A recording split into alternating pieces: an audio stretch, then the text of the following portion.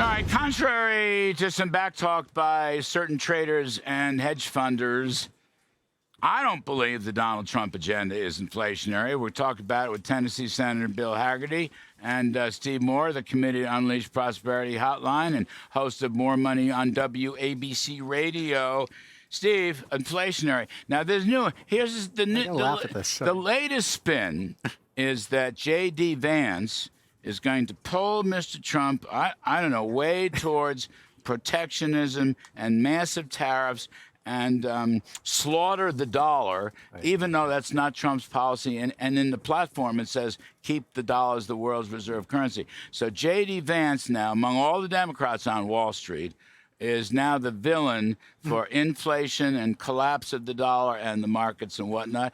You have a feel for that? Would you like to respond to that? Yeah, and by the way, the Senator knows Shady better than I do, but I would say this, that I look at his voting record, and he's voted solidly conservative, so I don't know where this is coming from. On this laughable claim by all these economists, all your former friends on Wall Street, my dear friend, they have been so deserted wrong. me 25 years ago. But yeah, I know, I'm teasing you, but it's unbelievable. I mean, let me just give you two quick statistics.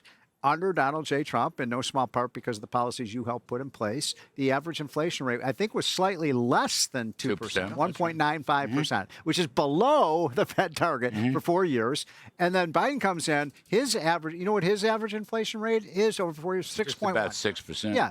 So how can somebody look at these two presidents' records and say, oh, Trump is the bigger risk? The same thing on the debt. They say he's going to raise the debt. The debt, since Biden came into office over 10 years, is $7 trillion higher than it was if we had stuck with the Trump policies. Senator Hagerty, as somebody who was part of our trade cabal with China and the rest of it when you were the ambassador to Japan, and a damn fine one, I might add, the subject is tariffs, okay?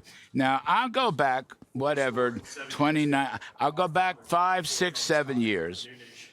Certain newspapers that are usually conservative went against us. The Wall Street went against us. Tariffs were supposedly horribly inflationary, recessionary, and evil. Okay, but in fact, Trump fought unfair trading practices with China. Absolutely. Right? He alerted the world to the dangers of China, but in economic terms, nothing ever happened.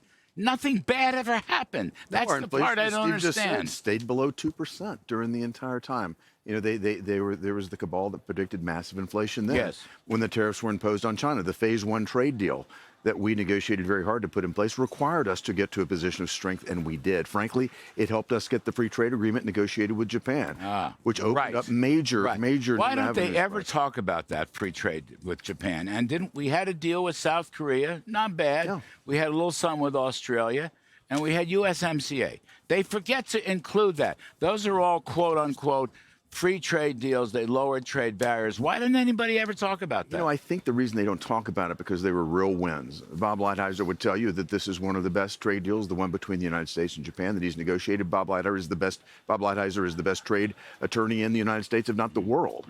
And he's been working at this since Reagan was in office. What we saw was a president and President Trump who came in and wanted to see reciprocal trade.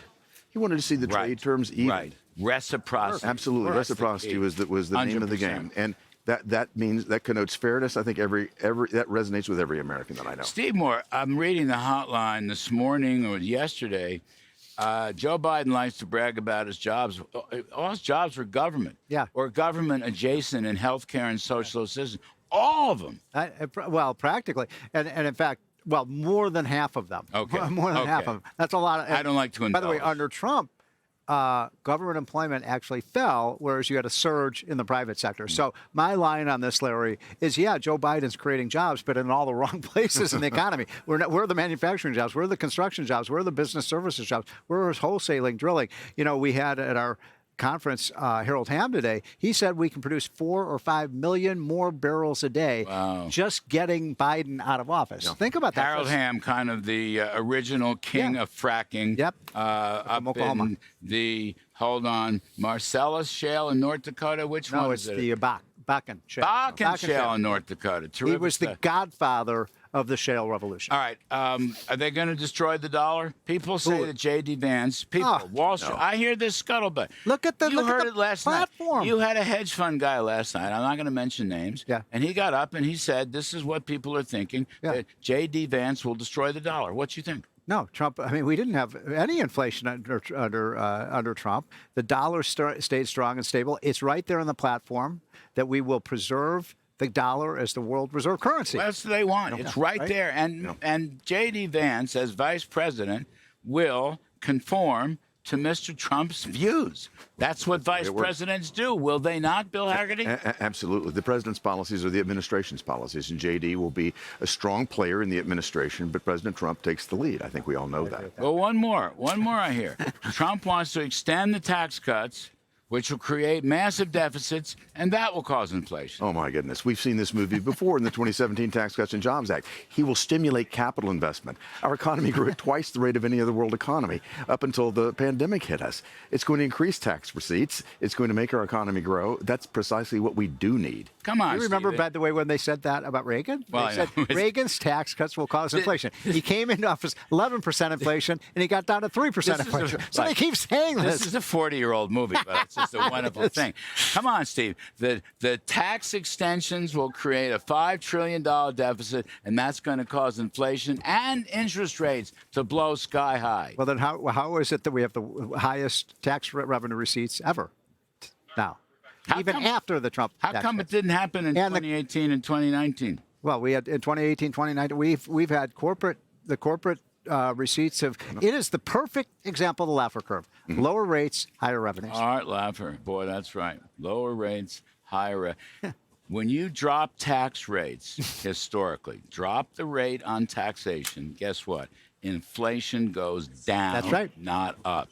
Revenues That go is up. always true historically. That's why they call us supply-side economists. We increase the supply. Produce more goods. Yeah. That's counter-inflationary. Senator Bill Hagerty, Steve Moore, thank you, gentlemen. I heard Art Laffer was great. Oh, he I'm was. sorry I couldn't he's make a it. superstar. But he's pretty good, too, this